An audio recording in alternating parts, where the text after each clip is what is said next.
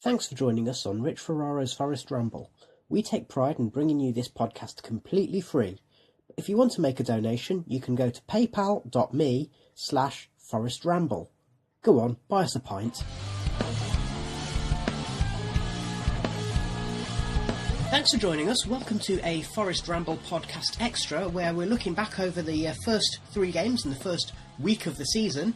I am joined today by the Maradona in the Midlands. Nice to have you back. Hello. Yeah, lovely to be back. Thank you. Okay, and so just as a very quick sort of starting point, how do you feel about the first week of the season? Do you feel generally good, or do you feel it's just promising, or do you have any other thoughts? No, I'm genuinely very optimistic and positive about it. It's been a long time since I felt like this way about Forest. I find myself looking forward to the matches now, and already sort of sitting here speaking on Sunday evening. I'm sort of can't wait until the next game comes around. I'm very impressed with what I've seen so far. Yeah. Okay. I think you and me both. What I would say is. Obviously, we've had a whole host of signings, and we've had two more new signings who didn't even get on the bench yesterday. It's maybe a little bit too soon for them. Let's just start off, before we go into the details, let's just start off with our correspondent Baz, who can't join us for the conversation tonight, but let's hear his thoughts on yesterday's match against Reading. Okay, so my immediate thoughts after that game were basically we were sloppy. Most of our passes were either overhit or the players made the wrong decision. Danny Fox was outstanding as a swashbuckling kind of defender, all over the pitch, but he did ride his luck a little bit at times. Fair play to Reading. Their game plan was basically to press us really high up the pitch, which meant our fullbacks couldn't get forward, and that meant there was a massive separation between Colback and Guediora and Carvalho, which is why they dominated in the midfield and we couldn't really get anywhere until the substitutions. However, substitutions did change the game. Good choice by Karanka, made at the right time quite early in the second half, and I have a new favourite player, which is Hilal Sudani. But the first thing he did when he came on was to go around and gee up the fans, which I absolutely love every time. I love the fact that he's a striker wearing number 2. He took his goal really, really, really well. When he runs like he's been injured. I don't know what that's all about. And then when the final whistle went, he slid down on his knees with his hands in the air like he'd scored the winning goal in the FA Cup final. It was amazing. So, yep, my new favourite player. Just about deserved the win, but there's lots and lots to work on.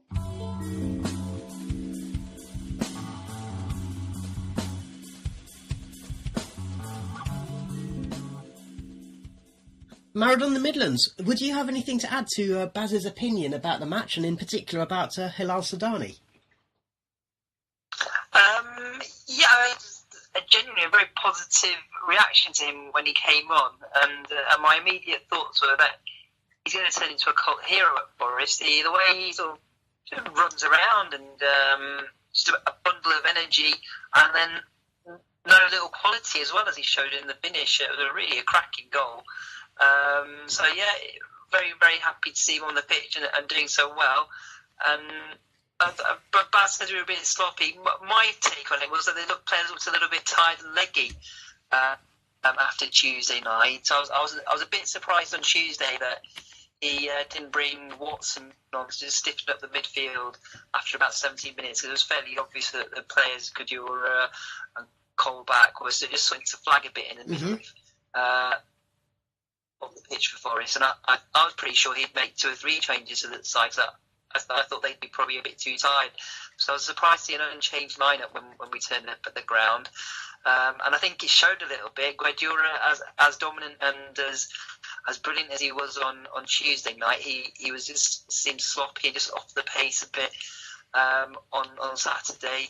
Same could be said of Gil Diaz and Carvalho and 1 or 2 others really.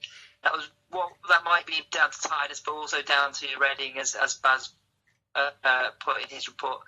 There was a lot of pressing from Reading. They gave Forest no time at all on the ball, whereas West Brom were very happy to sort of stand up, and Guediora had as much time as he wanted to sort of sweep it left or sweep it right, and sort of stroll around the pitch, sort of bossing it as he wanted. So a bit of combination of both things maybe, but a good ground out win in the end.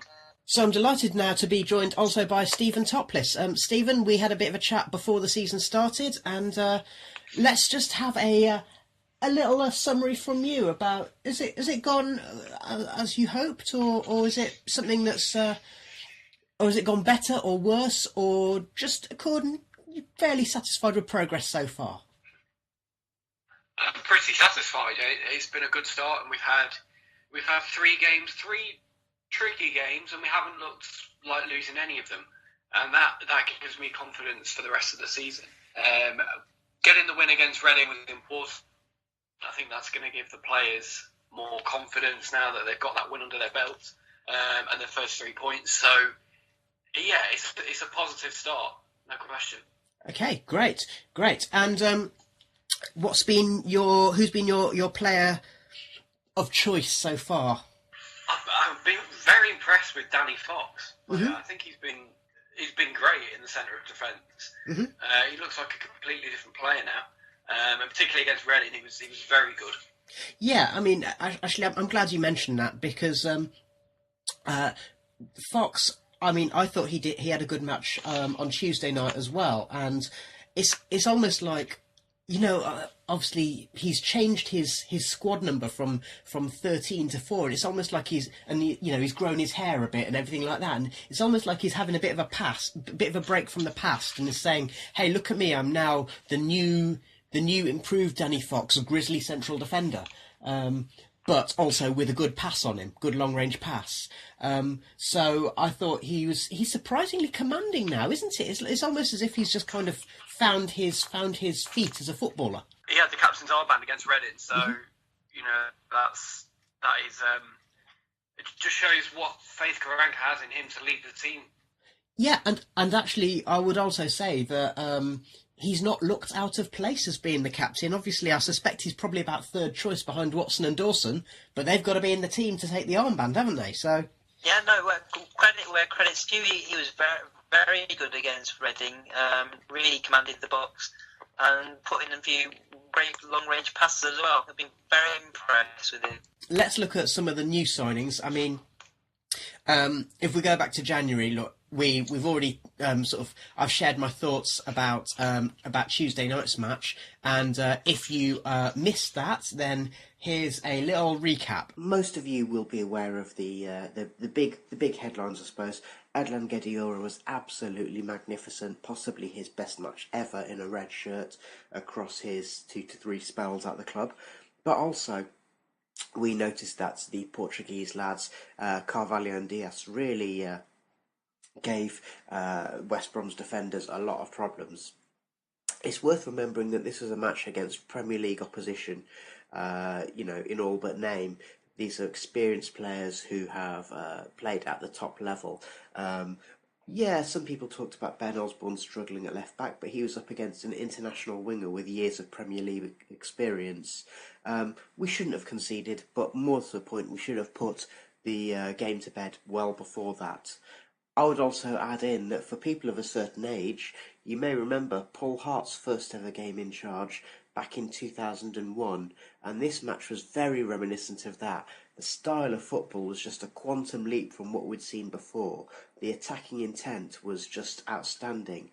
And yeah, we ran out of steam in the last 20 minutes and allowed the opposition to get back at us.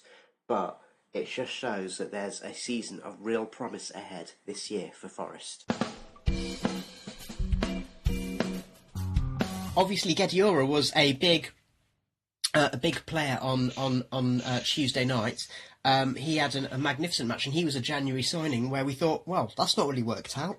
But Karanka said it's about confidence. I also think it's about fitness. So I think one of the things is a player like Guedioura, once he got that full pre-season under his belt, his energy levels in that West Brom match looked like that of a man who is about 5-6 years, his junior. So that was something I was impressed by.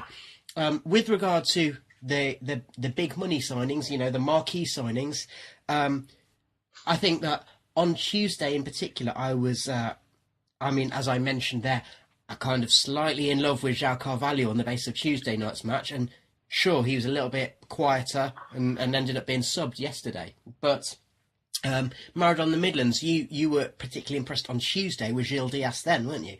I was, yeah. He's just looked a class above everybody else on the pitch at times. His little touches, and also probably the thing that's more impressive than the touches and the passing, which you'd expect, is his toughness. He's not afraid to sort of put a challenge in and hold off players as well. That was the thing that really sort of filled me with hope, because people have been saying, yeah, Portuguese players, will they be able to take the rough and tumble of the Championship? But he really showed a real sort of gritty side to his game as well, which I suppose shouldn't be a complete surprise considering he played in Serie A last year. But yeah, I was very impressed with him so far. And I think that, Stephen, I don't know if you'd agree with me, that actually it's not just what the Portuguese lads can do, but it's also the fact that they're willing to muck in and sort of work hard and run back and track back and everything. Those are things that I think potentially bode well for their success in the Championship. I agree, and those are the qualities that you need in the Championship. You need that technical quality, but you can't carry players at the same time, and if they're willing to put a shift in, that's going to make them even more important to the team throughout the season. And I'm going to suggest as well that the success of the players like Neves and Jota at Wolves last season, where they did exactly the same thing, they had to put a shift in as well as showing their undoubted ability, and also the fact that when these three Portuguese lads joined in the summer, Toby Figueiredo could say to them, yeah, it's a tough league, you're going to have to use your muscles, you're going to have to use your strength, you're going to have to get stuck in. So I would suspect that, and there was some talk before the season started about how actually, Toby's influence there might be important in terms of helping them acclimatise. So not just in terms of culturally, but in terms of how to actually play in the Championship. So Stephen, I don't know if you have any thoughts on that. The influence of Figueiredo is important in helping those lads settle in and get used to what the game's like over here. And they've still got a bit more to do in terms of picking up the pace of the league and what's required. But so far, I think they've shown that they're willing to adapt, and the more that they play and the more games they get under their belts, the better they're going to be. Look at Wolves last season; they didn't come flying out the traps. It took them a couple of games to really get going. Okay, Stephen, we're just losing you slightly there. So, Maradona the Midlands, I will just say that, there were a lot of fans who were thinking that Karanka, as a manager, he might be a bit dour, a bit conservative. The conversation that Stephen and I had before the start of the season. But then he's signed all his attacking players. Even when he has got the right back that he wants, it's an attacking right back. So do you think that actually the Wolves example is a bit of a blueprint for the way that Karanka's going to do things? Yeah, it seems to be. They're just the Wolves and Fulham example, really. And I think that a couple of other clubs have sort of taken that lead as well this year in the Championship, where they're going to sort of try and take a positive and attacking approach to trying to get promoted and win the league. For the season, I thought Stoke would be a very tough outfit to beat, and I put them as my favourites. But the first sort of couple of games worth I've seen, and so just the general mood there is in the Championship, I'm sort of changing my opinion a little bit. I think they might be a bit too dour in the sense that Gary Rowett might be a bit too defensive. I think that maybe the way the football's changing now, being that all-out positive attacking force, maybe more conducive to mounting a serious promotion challenge. I could be wrong. When the cold months set in, maybe that dour 1-0 winning mentality might, where you have to grind out a result on a cold Tuesday night, maybe win through. But at the moment, I see I feel really positive about Forest's hopes.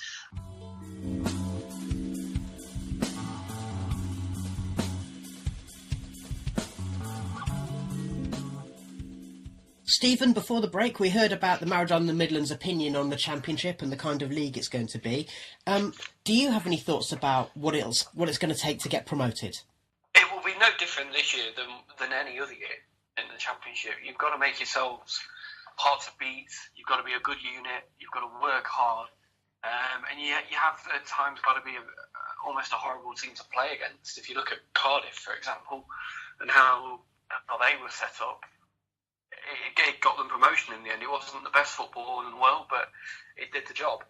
But the advantage we have is that we've got flair and we've got quality in the team, so we're not just going to be a dour side. We have got flair and we've got excitement in this squad. Good players who are creative and want to express themselves. So for me, it's just we've got to find a combination of both if we are to be successful, whether that's IOS or promotion. You've got to be difficult to be strong at the back, but going forward, you need that creativity and you need goals. And do you think that factor about work rate, going back to what we were talking about, in the first part, is going to be an important one? Because it's noticeable that, of the substitutions we made yesterday, so Soudani is basically, he looks like a bit of a battering ram, doesn't he? But then also the other subs saw Matty Cash and Jack Robinson come on to enable Ben Osborne to move forward into midfield, and that brought on a lot of energy and work rate into that line behind Graben. It did, and it's good that we've got those options, and that's one of the reasons why Karanka's bought the players in that he has, because it's given us more quality both on the pitch and off it. So you've got options to change it up or have a tinker, move players around a little bit if the game requires it. As with yesterday, the Portuguese lads, it didn't quite work out for them. But as soon as Soudani came on and Cash, we looked better and we looked like we had a little bit more threat about us, because Reading made it so difficult for us to do anything against them. They sat in there and they were hard to beat. So that was a good example there of just making the changes, making use of the squad, and we got a result off the back of it with the substitute scoring the winner. Okay. Is there any significance, do you think, to the fact that probably our most dour performance so far is the one that's got us the most points? There might be something in there, It's a classic example. These are the games you've got to win. If you want to do anything in the Championship, you've got to win more games like that. You've got to be prepared to do it as well when it's not quite as free-flowing or as exciting as, say, West Brom was the other night. You've got to find a way of winning games, and if we can do that over the course of the season, we're going to be in a good place. Okay. Maradona, the Midlands, you talked earlier about how Hilal Soudani, came on and he scored the crucial goal.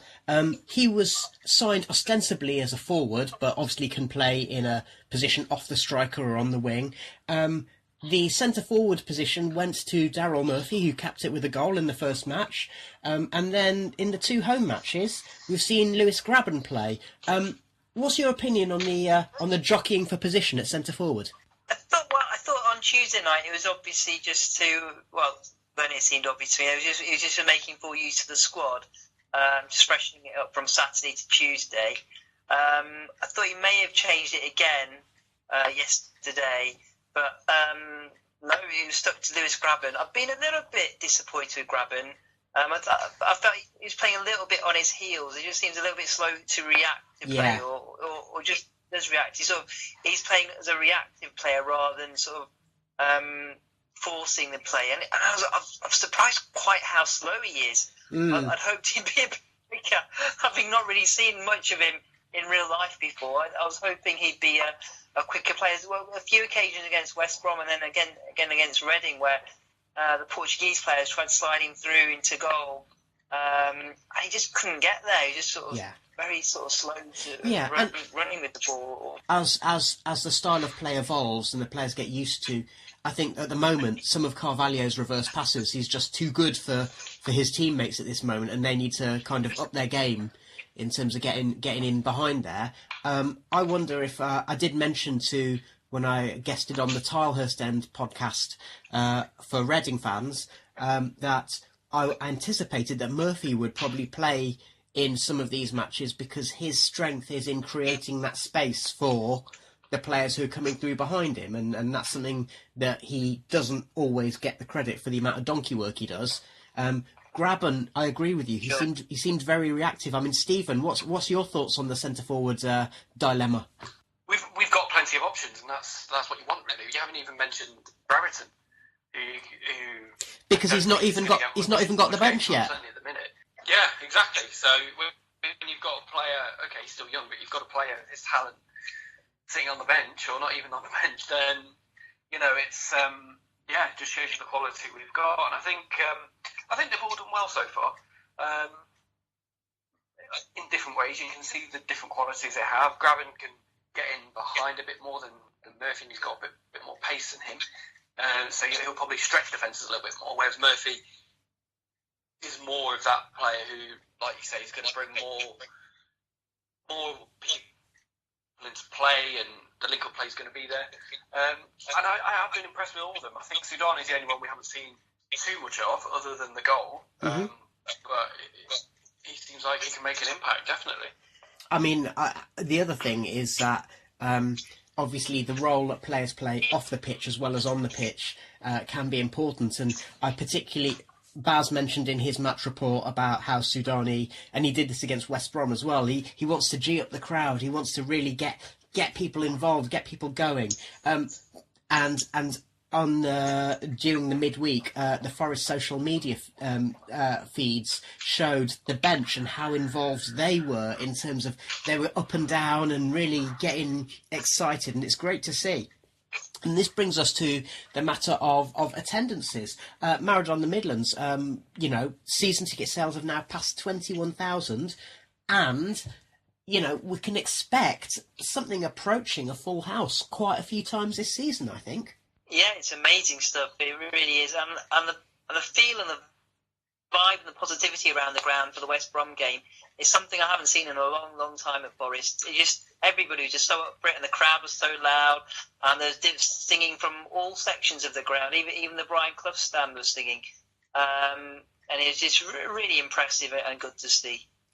And Stephen, I mean, do you think that is down to the effort that the club has put in? So it's the fact that the fans can finally see something happening and they're reciprocating, or is it just purely down to the players we brought in? I mentioned in my sort of opinion piece in the week about the comparisons with Karanka's first home match and Paul Hart's first home match. I think that as well that the atmosphere. It reminded me actually, in terms of when Forest beat QPR 5-0, and so I think they briefly went top of the league under Billy Davis, and of course that's a sign that success on the pitch breeds optimism off the pitch and breeds that kind of level of support. Now that makes it sound like fans are glory hunters, and I suspect there might be some truth in that, but I also think that there is something in what you've just said, Stephen, about the fact that for the last few years, the fans have just felt downtrodden and there's been nothing to get excited about. Maradona in the Midlands, if I was to ask you, when's the last time you felt this kind of vibe around the place? Well, I've been thinking about it, and it's kind of ironic, but I think it may well have been the day we beat Leeds 4-1. They've sacked Sean O'Driscoll. We're leaving the ground. There's that. So that was the last sort of time I can remember the crowd being really loud and playing really great football and just being really positive. And obviously the Al-Hasawi brothers did their best to destroy that in a few short hours. But that's the last time I can remember. And sort of patches before that was obviously the Billy Davis team. Before then, we had some great nights and great days. I remember we thrashed Leicester at home on one Saturday afternoon. Maybe even scored 6 goals that day. I can't remember. I think it's 5, but yeah. Yeah. So just those sort of days have just sort of been peaking in my mind recently, because people say it's the best performance in a decade. I think it's one of the best performances, the West Brom games that we've seen in ages. Just the control and the passing and the passion and the noise and the quality. It's right up there with some of those performances I mentioned before. Okay, great. Well, we'll leave it there for today, and I just want to say thank you to the Maradona in the Midlands and to Stephen Toplis for joining me on the line this evening. This has been a Forest Ramble podcast extra. We'll be back with our regular podcast at the start of September. So see you then.